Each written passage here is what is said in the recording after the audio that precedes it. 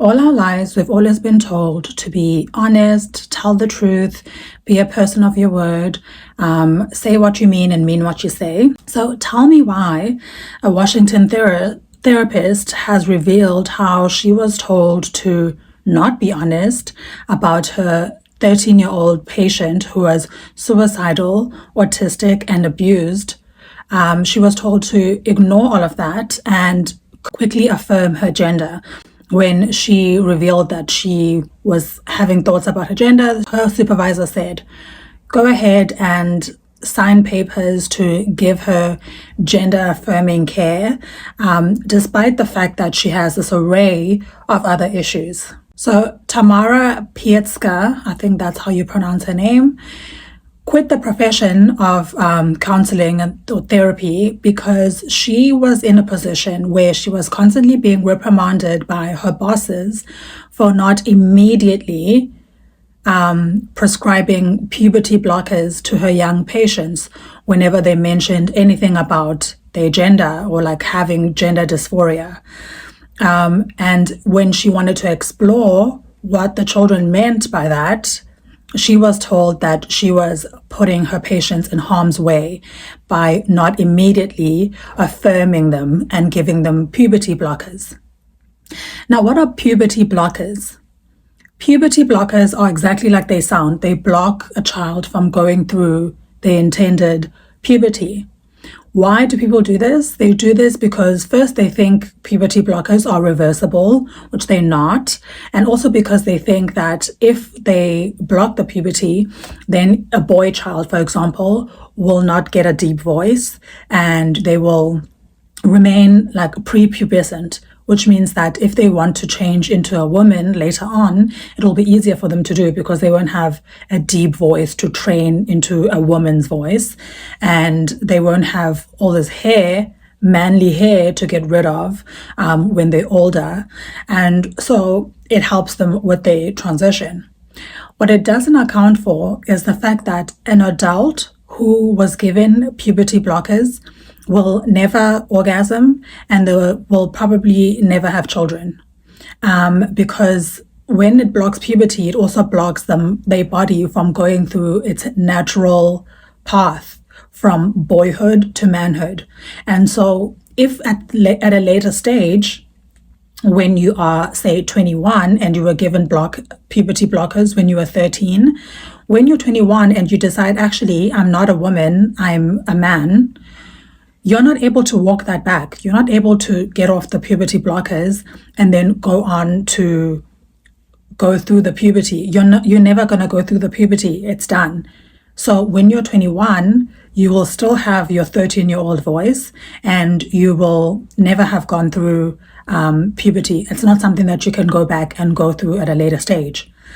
Puberty blockers are the medication that they give to medically castrate rapists. They're essentially cutting off your penis medically without actually cutting it off. They're just like killing your desire for sex and all of that. So the same medicine that they give to criminals that are being medically castrated is the same medication that they're giving to 11-year-old, 12-year-old, 13-year-old little boys to stop them from going through puberty. And everyone sells it, which is something that really frustrates me. Everyone sells it as something that is reversible. They're not reversible. Puberty blockers are not reversible. So this therapist says, let me read you the story. A Washington therapist has revealed how she was told to throw out all of her medical training and give gender-affirming care to an abused, autistic, and suicidal 13-year-old.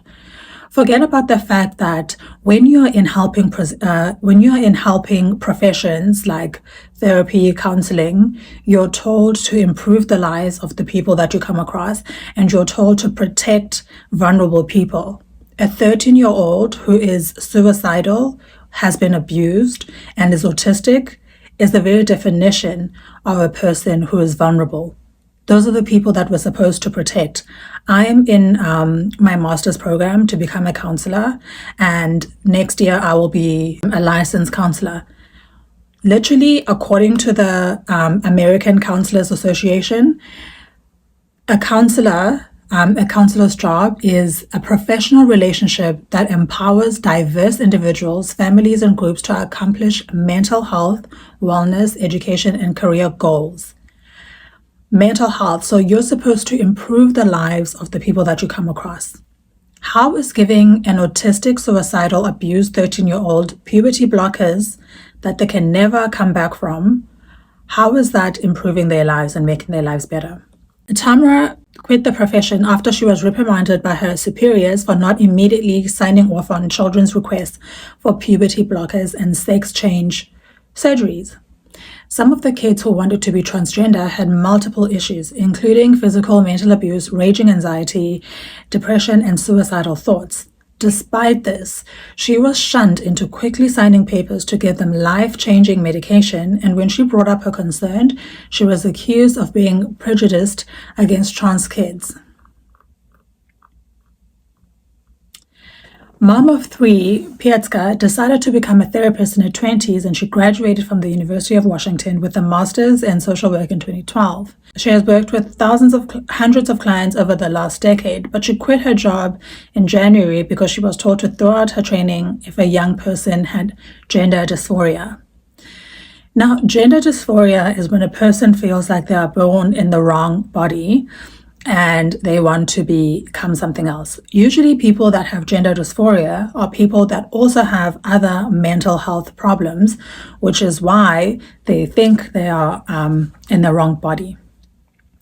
Now, if you are a medical professional in a helping profession, such as social work or counseling therapy, your job is to find out why this person feels the way that they do. If someone came to you and they said, I have the wrong heart inside my body, something is wrong with my heart and I have the wrong heart in my body, you would explore that. You would say, why do you think the heart that's in your body that you were born with is wrong for you? Even though it's healthy, it beats, it does everything it's supposed to do. It's not an unhealthy heart. It does everything a heart is supposed to do. Why do you feel like your heart is wrong? That is something we would have to explore and find out why this person thinks the way that they do. But in this case, whenever someone says gender dysphoria, those two magic words, then everything goes out the window. We're not allowed to ask questions. We're not allowed to explore. We're not allowed to do anything. All we have to do is say yes. You are no longer a she, you are a he. You are no longer a he, you're a she. And that's it. No questions asked, no exploration, nothing to what got us here. It's just, yes, you're completely right. Even though you have schizophrenia, even though you have bipolar, even though you have all these other mental health problems, which may be affecting your views on life, on your views of yourself, your views of everything else. If you say gender dysphoria, everything goes out the window, we have to affirm you. Also, if you are a person that struggles with body dysmorphia, if you go to a therapist and you say, I'm morbidly obese, but you weigh 140 pounds, your therapist isn't going to affirm that. They're going to say, why do you think you're morbidly obese? And you're going to say, well, when I look in the mirror, I see an elephant. A morbidly obese elephant, and I no longer want to be in this body because it's obese. Put me in a thin body. They're not going to prescribe anorexia to you. They're not going to say, you're right, don't eat another spoon of food ever again. Starve yourself so that you can be indeed skinnier. They're going to tell you, you look fine. Your body is 140 pounds. It is not morbidly obese. You are okay. This is something that is existing in your mind. And we have to explore why that thought is in your mind and find out if you really are obese or not. And if you are a person that has a mind that is not plagued, a healthy mind, you will be able to see that this person is not morbidly obese.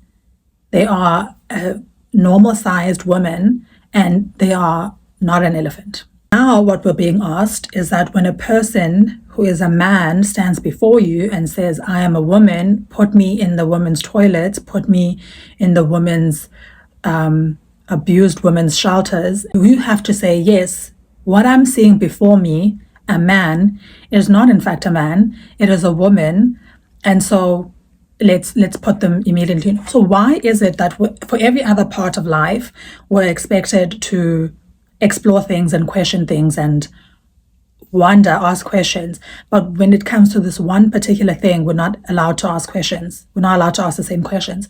It's really just something that has to make you wonder. And I think we have to, again, follow the money and see who exactly is gaining from these procedures. Who's gaining from children having going on puberty blockers? Who's gaining from people having sex reassignment surgeries? Who's gaining from that? Well, the pharmaceutical companies and doctors, hospitals, because once you have surgery to remove your penis or turn your penis inside out, you're going to become a patient for life. Because once you do that, you're going to need to, first of all, you're going to need to dilate this hole that they've created in your body for the rest of your life. Otherwise, it's going to close up because your body doesn't understand what's happening. And so it's going to keep trying to close the hole that has been created in your body. So you're going to have to dilate for the rest of your life, and you're going to have this medical team for the rest of your life. Again, like the video we did on Ozempic, any medication, any doctor that's telling you that you're going to go on this medication for the rest of your life, you need to question that. You need to question, why would I take my healthy body and put it through a medication that I'm going to have to take for the rest of my life? Who wins by that? Like, what do you gain? This whole movement, this transgender movement, is taking advantage of very vulnerable people that have mental health concerns, and nobody's asking them questions. Everyone's saying, yes, yes, yes, yes, you are a woman. You're no longer a man, you're a woman. Let's go with that. Let's go ahead and put you on this life-changing medication that you cannot come back from. Have you be on medication for the rest of your life. It is sick. It exploits the most vulnerable people in our society, and I don't know how it's been allowed to happen. I don't know how we can ever trust medical professions after this, because they are the people that are supposed to protect the vulnerable, and instead they are taking money, lining their pockets, and putting vulnerable people through all these medical procedures. And I hope that in 2024 we have sound and professionals with integrity like Pietzka, who are going to stand up and say, no, who are going to say, no, I'm no longer taking part in this. I do not believe in this. I don't believe that we should be giving medication to vulnerable 13-year-old children who are autistic and potentially don't know what they're getting themselves into. For everything else, we don't give children life-changing medication. If a child said, I identify as someone who smokes 40 cigarettes a day, you wouldn't affirm that and say, yes, here's a packet of cigarettes, start smoking. Because you know that a child smoking at 13 years old, their bodies are going to be affected by that for the rest of their lives. So why would you do it to a 13-year-old that says they have gender dysphoria? When we have seen people on the other side who are detransitioning or have detransitioned, and they have said, this is what I thought before, this is no longer what I thought, but unfortunately, I've already cut off all my boobs, I can never have them back. I've already cut off my penis, I can never have it back. And everyone wants to, like the transgender movement wants to quiet them down. Just because it didn't work for you doesn't mean it doesn't work for everybody else. That's fine. If you want to wear dresses and you want to live this kind of life, nobody's stopping you. Everybody's just saying, leave the children alone. Don't give these medications to children. And apparently that's a problem. I don't know why it's such a problem. Like, if children can't decide to drink alcohol when they're 13, they certainly can't decide to take puberty blockers when they're 13. A shot of vodka to a 13-year-old will be better for them than puberty blockers. Because you know what? If they decide to stop drinking when they're 18, they can do that. Maybe they might even be able to get a liver transplant and be able to live a healthy life with a healthy body. But if a 18-year-old child decides they no longer want to be on puberty blockers, well, they can stop, but they're not going to be able to get back everything that they lost. There won't be a liver transplant that they can take to reverse the damage that's been caused. So that's something that we really need to think about, and we really need to start thinking about children and what we're doing all of this for. Parents that are pushing their children into this think that they're doing their children a favor. They're really not, because you need to think 10 years, 20 years down the line, and how is that child's life going to look then? And then make those decisions. That's all. That's all on that topic, and I really think that more people need to be speaking up about this, because it's quite enough. Like, it's enough that we're doing this, and I'm glad to see therapists who still have integrity, like Tamara, who is standing up for her patients, standing up for children, and saying, no, enough is enough. Have a great day, you guys. Let me know what you think in the comments about puberty blockers. Let me know what you think as well on the transgender movement. Do you agree with it? Do you not? Do you think that it's good to be transitioning kids or not? I'm always willing to have a conversation about all sorts of topics. Thank you for listening. Bye.